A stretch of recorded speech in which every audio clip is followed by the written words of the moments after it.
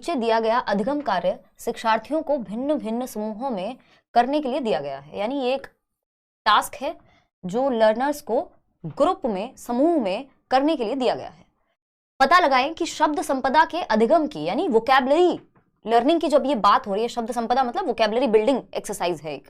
मैं हिंदी और इंग्लिश दोनों में लेके चलती हूँ और इसलिए सभी को फायदा होगा जो लोग हिंदी और इंग्लिश दोनों पेडागोजी सेलेक्ट करते हैं, है ना, क्योंकि एग्जैक्ट ट्रांसलेशन आपको क्वेश्चंस इंग्लिश में भी मिल जाएंगे। ठीक, तो शब्द संपदा के अधिगम की इस गतिविधि को किस रूप में जाना जाएगा? निम्नलिखित शब्दों में से संबंधित शब्द और वाक्यों का पता लगाएं। क्वेश्चन क्या है? बच्चों के लिए जो क्वेश्चन है वो है कि ये जो निम्नलिखित शब्द हैं 3, इनके बीच में क्या संबंध है और वाक्यों का कैसे क्या वाक्य इससे बन सकता है उसका पता लगाना है। हमसे क्या पूछा है? पेडागोजी टीचर से क्या पूछ रहे हैं? हमसे पूछ रहे हैं कि शब्द संपदा के अधिगम की इस गतिविधि को किस रूप में जाना जाएगा, यानी ये जो एक्टिविटी टीचर ने दी है इसको पेडागोजिकल वे में क्या कहेंगे? तो पहला है समूह शब्दावली, समूह शब्दावली यानी समूह बनाए हुए हैं उसकी शब्दावली। शब्द जाल है ये, यानी कोई पजल है वर्ड्स का। थीम आधारित शब्दावली है या फिर शब्द समूह है। ये बात हमें पता होनी चाहिए, ये आज से नहीं, ये बहुत पहले से रिपीटेड क्वेश्चन है। अगर देखा जाए बस तरीका पूछने का बदल दिया है। देखो क्या लिखा हुआ है शब्दों में? परिवार, संबंध और भावनाएं। परिवार यानी फैमिली, संबंध कहाँ होते हैं? परिवार में ही होते हैं, रिलेशंस, है ना, और रिलेशंस में भावनाएं होती हैं या नहीं होती हैं? इमोशंस भी होते हैं। तो ये सब एक ही थीम पे आधारित हैं जो कि है परिवार, ठीक है ना। तो ये एक ही थीम पर आधारित हैं। थीम आधारित शब्दावली इसको कहते हैं, यानी थर्ड ऑप्शन जो कि आप लोग 48% लोग सही जवाब दे भी रहे हैं। इसको इस तरह से भी पूछ लिया जाता था। कई बार क्या करते थे, क्वेश्चन दे देते थे, मान लीजिए स्कूल या विद्यालय कह देंगे हिंदी में, विद्यालय, शाम पट यानी ब्लैक बोर्ड, हिंदी और इंग्लिश दोनों में इस टॉपिक से क्वेश्चन, क्योंकि सिलेबस दोनों ही लैंग्वेज का, दोनों ही पेपर का सेम है। ठीक, लैंग्वेज के लिए स्कूल, शाम पट और कुछ, मान लीजिए आपको खेल का मैदान ऐसा दे दिया कुछ, या फिर शिक्षक लिख दिया। ये सब क्या है, किससे जुड़े हुए हैं? स्कूल के ही थीम से जुड़े हुए हैं ना। तो बच्चे का जो उस थीम के अराउंड शब्द भंडार है वो विकसित हो जाएगा। इसको थीम आधारित शब्दावली कहते हैं कि एक थीम के अराउंड जितने भी शब्द हो सकते हैं उनको बच्चा कनेक्ट करना सीखेगा और उसका शब्द भंडार बेहतर होगा। थीम आधारित शब्दावली कहते हैं इसको। तो ये जो पेडागोजिकल अप्रोच है वो है थीम आधारित शब्दावली की। चलिए आगे बढ़ते हैं, क्वेश्चन नंबर 2 करेंगे और आप जवाब देंगे पोल में। क्वेश्चन नंबर 2 क्या कहता है भाई? निम्नलिखित में से कौन सा प्राथमिक स्तर पर पुस्तकालय के प्रयोग के बारे में, यानी अब यहाँ पे प्राथमिक लिखा हो कुछ और लिखा हो कोई फर्क नहीं पड़ता यहाँ, क्योंकि ज्यादातर क्वेश्चंस आपके ऐसे सॉल्व हो जाते हैं। रेयर केस के कोई क्वेश्चन होते हैं जिसमें आपको ये देखना भी हो कि ये पेपर 1 में आया था कि पेपर 2 में, है ना। तो निम्नलिखित में से कौन सा प्राथमिक स्तर पर पुस्तकालय के प्रयोग के बारे में सही नहीं है, यानी पुस्तकालय मतलब लाइब्रेरी के यूज ऑफ लाइब्रेरी के बारे में सही नहीं है। पुस्तकालय एक भंडार गृह के रूप में नहीं देखा जाना चाहिए, बल्कि यानी हम इसको एक कोई स्टोरेज रूम की तरह नहीं देखें कि स्टोर रूम है जहां पे किताबें हमने स्टोर की हुई हैं, बल्कि कैसे देखें?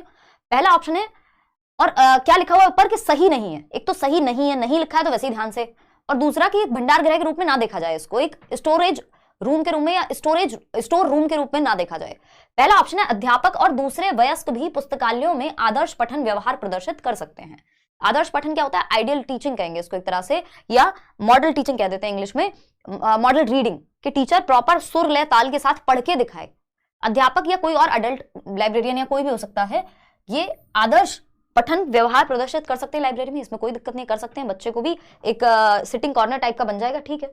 पुस्तकालय में हमें नेगेटिव चाहिए। पुस्तकालय में पाठ्य पुस्तकों का सस्वर पठन सर्वाधिक उपयुक्त रूप से हो सकता है, यानी जो लाइब्रेरी है सिर्फ वही जो टेक्स्ट बुक्स हैं आपकी, यानी पाठ्य पुस्तक हैं, उनका लाउड रीडिंग या जिसको हम सस्वर पठन कहते हैं, सुर लय ताल के साथ जो पूरा पठन है, चाहे कोई कविता है तो उसको गाकर पूरी उसकी जो राइम है रिदम के साथ, है ना, सुर लय ताल का प्रयोग करके उसका उपयुक्त सबसे बेहतर ये काम सिर्फ पुस्तकालय में होगा। क्यों? बच्चे गार्डन में भी कर सकते हैं, बच्चे घर पे भी कर सकते हैं, क्लासरूम में भी ये काम किया जा सकता है कि टीचर रिसाइट कर रही हो या एक कविता का वाचन कर रही हो, सस्वर पठन करा रही हो। जरूरी थोड़ी सिर्फ लाइब्रेरी में ही होगा ये काम या पुस्तकालय में ही होगा। तो ये ऑप्शन हमें गलत लग रहा है, फिर भी हमें बाकी के दोनों ऑप्शन पढ़ने पड़ेंगे क्योंकि इससे भी गलत कुछ हो सकता है।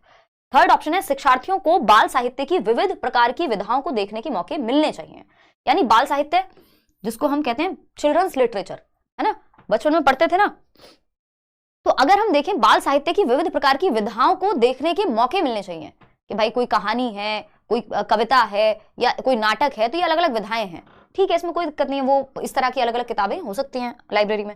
पुस्तकों के साथ संलग्नता के सक्रिय परिवेश के रूप में देखा जाना चाहिए कि बच्चे एक्टिव रहेंगे, ऐसा एनवायरमेंट मिल गया है लाइब्रेरी। सही बात है, लेकिन गलत क्या है? गलत है सेकेंड ऑप्शन, और जो गलत है वही सही है क्योंकि पूछा ही गलत था। तो B option is the right answer, या 2 सेकेंड जो ऑप्शन है वो आपका गलत है और यही सही है क्योंकि पूछा ही गलत है। क्वेश्चन नंबर 3 देखिएगा, साक्षरता अर्जित करने के लिए किसमें निपुणता यानी मास्टरी का होना जरूरी है? साक्षरता मतलब लिटरेसी, कि बच्चा पढ़ना सीख जाए, लिटरेट बन जाए। इसको अर्जित करने के लिए बच्चे में निपुणता किसको लेकर के होनी चाहिए, यानी मास्टरी, किस चीज पे उसकी पकड़ होनी चाहिए एक बच्चे की? पहला ऑप्शन है डिकोडिंग और भाषा अवबोधन। डिकोडिंग क्या है? आप डिकोड कर पा रहे हैं तभी ये पढ़ पा रहे हैं, है ना। साक्षरता का मतलब लिटरेसी होता है, या आपने इसको डिकोड किया अपने ब्रेन में कि स साथ में आ का डंडा, फिर क्षत्रिय वाला, फिर र लिखा हुआ है, त फिर आ की मात्रा, तो साक्षरता है ये आपने अपने ब्रेन में डिकोड किया है। डिकोडिंग और भाषा अवबोधन। अवबोधन क्या है कि साक्षरता का मतलब क्या है, यानी लैंग्वेज कॉम्प्रीहेंशन। बात तो पॉजिटिव लग रही है, फिर भी देखेंगे। कह रहे मास्टरी किसकी? सटीकता और ध्वन्यात्मक बोध। यानी आप अगर साक्षरता यानी पढ़ना सीखना चाह रहे हैं, साक्षर होना चाह रहे हैं कि पढ़ के समझ पाए आप, इसके लिए सटीकता और ध्वन्यात्मक बोध। तो ऐसा जरूरी नहीं है कि आपका प्रोनाउंसिएशन एग्जैक्ट होगा, उच्चारण एकदम सही होगा तभी आप पढ़ के समझ पाएंगे। कई लोगों का उच्चारण भाई अपने क्षेत्रीय प्रभाव के कारण अलग हो सकता है, या एक्यूरेट ना हो, या मानक ना हो, ये हो सकता है। जैसे अगर कोई बिहार से है तो वो सड़क को सड़क बोल सकता है, ये क्या हुआ? ध्वन्यात्मक बोध में गड़बड़ हो सकती है, लेकिन सटीक तो है। ऐसा थोड़ी सड़क को वो हवाई जहाज समझ रहा होगा, सड़क पढ़ के समझ तो सड़क ही रहा होगा, बेशक ध्वन्यात्मक बोध डिफरेंट है। तो यहाँ पे लिटरेसी में ऐसा नहीं है कि ध्वन्यात्मक बोध एकदम एक्यूरेट ही चाहिए, नहीं। ध्वन्यात्मक जागरूकता और प्रवाह, यानी फोनोलॉजिकल अवेयरनेस जिसको हम कहते हैं, कि आप ध्वनि, ये ध व और ये न पे छोटी की मात्रा बनेगी तो इसको ध्वनि कहेंगे। ये ध्वन्यात्मक जागरूकता है कि एक अक्षर से दूसरा एक अक्षर मिलकर के कैसी साउंड क्रिएट करेगा। ठीक है भाई, ये भी सुनने में, लेकिन ये रीडिंग के बारे में है सिर्फ। यहाँ पे हम साक्षरता की बात कर रहे हैं कि आप पढ़ के समझ भी पाएं। दृश्य यानी साइट शब्दावली और प्रतिमानों की पहचान। साइट शब्दावली क्या होती है? साइट वर्ड्स इंग्लिश में भी कहते हैं जिनको आप देखते ही पहचान लेते हैं। जैसे चाहिए, अब ये चाहिए एक साइट वर्ड है जिसका मतलब आप एक बार एक नजर में पहचान लेंगे, है ना। अगर लिखा हुआ है में घर, तो इनका मतलब आप एक नजर पढ़ते ही पहचान लेते हैं। इनको इसलिए साइट वर्ड या दृश्य सामग्री कहा जाता है क्योंकि एक नजर में, एक दृश्य में ही आप इनका मतलब समझ जाते हैं। ठीक, तो ये भी सही नहीं है। सबसे बेहतर है डिकोडिंग और भाषा अवबोधन। अगर आपको साक्षरता अर्जित करनी है, आपको लिटरेसी अर्जित करनी है, यानी आप पढ़ के समझ पाए, तो एक तो आपको चाहिए डिकोडिंग, कि जो लिखा हुआ है वो आप पढ़ के डिकोड कर पा रहे हैं कि इसको ऐसे पढ़ा जाएगा। या और दूसरी चीज क्या है? भाषा अवबोधन, जिसको लैंग्वेज कॉम्प्रीहेंशन कहते हैं, कि पढ़ के आप समझ भी पाए कि ये कहना क्या चाहता है क्वेश्चन। एक तो डिकोडिंग के साक्षरता लिखा हुआ है, ये आप पढ़ पाए डिकोडिंग करने की वजह से, और इस साक्षरता का मतलब या इस क्वेश्चन का मतलब, एक तो आपने क्वेश्चन पढ़ने में जो चीज लगाई वो है डिकोडिंग। भाषा अवबोधन क्या है? आप पढ़ के समझ पाए, ये लैंग्वेज कॉम्प्रीहेंशन है। इन दोनों के बिना साक्षरता अर्जित नहीं की जा सकती। चाहे आप कितना भी एक्यूरेट पढ़ रहे हो, मतलब समझ नहीं आएगा तो कोई मतलब नहीं, उस चीज का अर्थ निर्माण ही नहीं होगा, तो कोई फायदा नहीं है। तो first option is the right answer. Question number 4 देखिएगा। क्वेश्चन नंबर 4 कहता है राष्ट्रीय पाठ्यचर्या की रूपरेखा द्वारा रेखांकित दक्षताओं को प्राप्त करने में प्रत्येक बच्चे की प्रतिभागिता को समर्थन देने वाले समावेशी, स्वागतीय और आनंददायी परिवेश सर्वाधिक उपयुक्त तरीके से कैसे सृजित किया जा सकता है। यानी एनसीएफ के अकॉर्डिंग हम एक ऐसा एनवायरमेंट जहां हर एक बच्चे का पार्टिसिपेशन हो, वो प्रतिभागिता अपनी मतलब शामिल हो अपने कोई भी एक्टिविटी अगर क्लासरूम में हो रही है तो। दूसरा, सबको इंक्लूड किया जा सके, चाहे कोई धीमे सीखता है, कोई तेज सीखता है, कोई देख सकता है, नहीं देख सकता है ना। सबको वेलकमिंग महसूस हो कि हम इस क्लास का हिस्सा हैं। आनंददायी परिवेश हो, यानी जहां बच्चे खेल खेल में, खुशी खुशी में सीख रहे हैं। तो ऐसा परिवेश किस तरह से सृजित किया जा सकता है, निर्मित कैसे किया जा सकता है, बनाया कैसे जा सकता है, पहला क्वेश्चन। अब इसमें बस एनसीएफ का जिक्र किया गया है, आपको बच्चे की भलाई ही देखनी है, कोई फर्क नहीं पड़ता है एनसीएफ लिखा होता नहीं लिखा होता, जवाब वही रहता है ना। विकास के विभिन्न आयामों से बच्चों के कार्य का प्रदर्शन करके, विकास के विभिन्न आयाम कौन से होते हैं? पीसीएसई आपको बताया हुआ है, फिजिकल, कॉग्निटिव, सोशियो इमोशनल। अब इसलिए आपकी जो सीडीपी है, जो बाल विकास एवं शिक्षण शास्त्र है, वो महत्वपूर्ण है सभी सब्जेक्ट्स की पेडागोजी में। आपको पता है विकास के विभिन्न आयाम है, यानी आपका शारीरिक विकास, आपका मानसिक विकास, आपका सामाजिक व सामवेगिक यानी भावनात्मक विकास। तो बच्चे के विकास के सभी आयामों को यदि हम जोड़ करके ऐसे काम करने को देंगे उनमें जिसमें सारे आयाम जुड़ पा रहे हैं, जैसे जब वो कविता का वाचन कर रहे हैं एक तरह से, या कविता को सुर लय ताल के साथ गा रहे हैं मान लो, तो फिजिकल एक्टिविटी भी हो रही है ना। एक मछली पानी में गई है ना, छपैक, तो वो क्या है, मतलब फिजिकल एक्टिविटी भी कर रहे हैं, तो शरीर भी उनका इन्वॉल्व है, शारीरिक विकास भी, फिर उनको वो एंजॉय भी कर रहे हैं तो उनके इमोशंस भी इन्वॉल्व हैं। ग्रुप में कविता को एक साथ पढ़ रहे हैं या गा रहे हैं तो सामाजिक विकास भी इन्वॉल्व है और मानसिक विकास भी इन्वॉल्व है, क्योंकि वो भाषा भी सीख रहे हैं।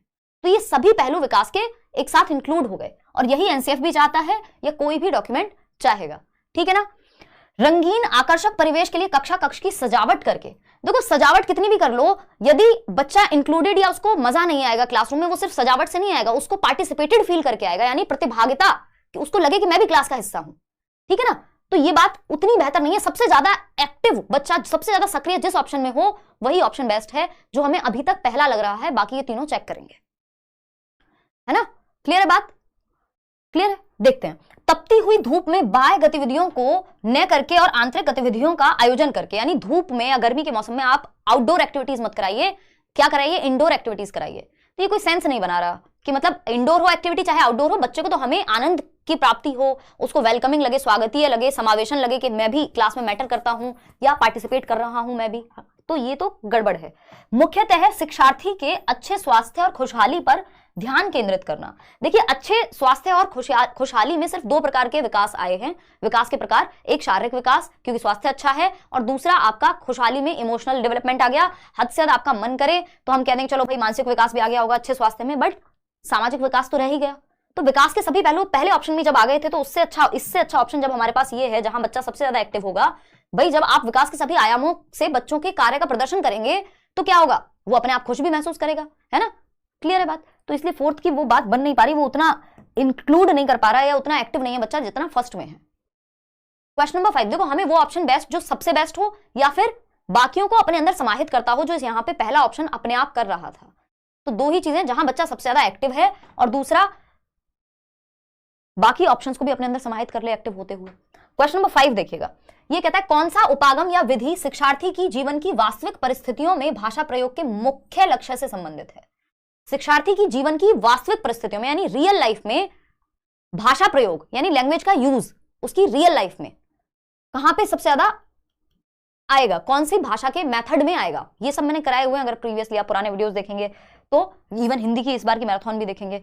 प्रत्यक्ष विधि यानी डायरेक्ट मेथड में रियल लाइफ में वो यूज करता है डायरेक्ट मेथड को, या फिर श्रव्य भाषिक विधि, प्राकृतिक उपागम या संप्रेषणात्मक उपागम। फर्स्ट ऑप्शन 42% लोग दे रहे हैं जवाब में, जो कि एकदम गलत है ना। बहुत बढ़िया, प्रत्यक्ष विधि कह रहे हैं, शिखा भी प्रत्यक्ष कह रही हैं, ये कह रहे हैं बहुत सारे लोग। चलिए समझते हैं, कौन सा उपागम यानी विधि या मेथड शिक्षार्थी की जीवन की वास्तविक परिस्थितियों में भाषा प्रयोग के मुख्य लक्ष्य से संबंधित है। वास्तविक परिस्थितियों में आपको पता है डायरेक्ट मेथड या प्रत्यक्ष विधि जो है ये कोई वास्तविक जीवन की परिस्थितियों में भाषा प्रयोग से बहुत ज्यादा संबंधित ना होकर के ये आपके जो टारगेट लैंग्वेज है, जो लक्ष्य भाषा है, जो स्कूल में जिस मीडियम में मान लो पढ़ाया जा रहा है उसी मीडियम में आपको वही भाषा यूज करनी पड़ेगी। यानी इंग्लिश मीडियम स्कूल यदि है तो बच्चा सिर्फ इंग्लिश में बात करेगा, ये है प्रत्यक्ष विधि, ठीक है ना। ये वास्तविक परिस्थितियों में भाषा प्रयोग के मुख्य लक्ष्य से संबंधित नहीं है, मजबूरी है एक तरह की।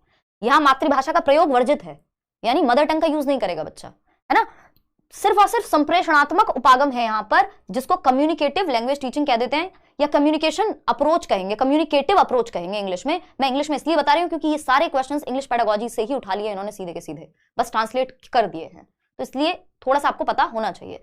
तो अगर हम यहाँ देखें तो एक सिंपल सी बात है कि संप्रेषणात्मक उपागम यानी संप्रेषण करके, संप्रेषण कहाँ होगा, कम्युनिकेशन कहाँ होती है, रियल लाइफ में। तो वास्तविक जीवन में यानी बच्चा जब बातचीत कर रहा है, चाहे वो सब्जी लेने गया हो, चाहे वो कहीं भी, वो रियल जेन्युइन कन्वर्सेशन है वहां पे, यानी संप्रेषण है, बातचीत है जो वास्तविक जीवन में हो रही है। प्रत्यक्ष विधि में जरूरी नहीं है कोई वास्तविक जीवन के ही सारे हिस्से हो, ये सिर्फ स्कूल तक सीमित है अगर देखा जाए तो, कि आप पढ़ा रहे हैं उसी माध्यम में जिस माध्यम में आपको भाषा सिखानी है जो भी, ठीक है ना। श्रव्य भाषिक विधि का यहाँ बनता ही नहीं है क्योंकि ऑडियो लिंगुअल मेथड है कि आपने कुछ टर्म्स, इसको आर्मी मेथड भी कह देते हैं, कि आपने कुछ टर्म्स याद कर लिए किसी दूसरी भाषा के और उनसे आप अपना काम चला रहे हैं, यस सर नो सर करके। प्राकृतिक उपागम, अब नेचुरल मेथड में हम ये कहते हैं कि पढ़ना लिखना भी सिखाएंगे, जो LSRW होती है, जो स्किल्स हैं, जो भाषा कौशल है, सुबो पाली, सुनना बोलना पढ़ना लिखना, ये एक प्राकृतिक क्रम में सिखाएंगे। जो वास्तविक जीवन से जुड़ा हुआ है वो सिर्फ डी ऑप्शन है। ऐसा नहीं है कि प्रत्यक्ष विधि नहीं होती है यूज, लेकिन वो स्कूल तक ज्यादा सीमित है। तो जब भी कुछ कीवर्ड्स हैं, जब वास्तविक परिस्थितियों की बात आ जाए, भाषा वास्तविक परिस्थितियों में भाषा प्रयोग, तो भाई संप्रेषणात्मक उपागम से बेहतर कुछ